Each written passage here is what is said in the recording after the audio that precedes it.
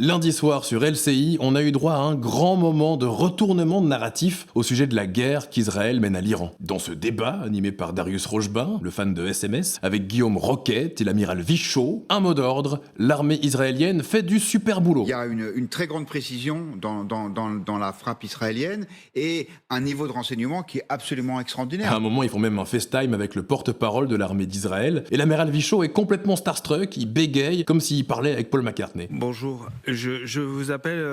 C'est Retour vers le futur, on se croirait en 2002. On est en plein narratif de l'axe du bien, et on dirait que ces mecs attendent la moindre occasion pour se remettre dedans. Israël attaque l'Iran au nom de la non-prolifération nucléaire, alors que lui-même n'a jamais signé le TNP, détient des armes nucléaires depuis des décennies sans les déclarer, et refuse toute inspection. Deux poids, deux mesures. Encore une fois, le droit international, c'est surtout pour les autres. Quand c'est l'Occident, ça passe, mais quand c'est les barbus... Alors évidemment que Khamenei, il est super méchant. C'est un méchant méchant, et les premiers à le dire, c'est les Iraniens eux-mêmes. C'est une société bouillonnante qui a été traversée par une effervescence politique et culturelle, portant l'espoir d'un avenir démocratique qui a été brisé par le pouvoir autoritaire, mais qui continue d'exister. Aujourd'hui encore, malgré la répression, il reste en Iran une jeunesse qui continue de résister, souvent en péril de sa vie. Cette émission sur LCI était aussi une bonne occasion de redorer le blason de Netanyahou, qu'on est à deux doigts de présenter comme le sauveur du peuple iranien qu'il est en train de bombarder. Pendant ce temps, à Gaza, on déplore au moins 5000 morts de plus depuis la fin de la trêve.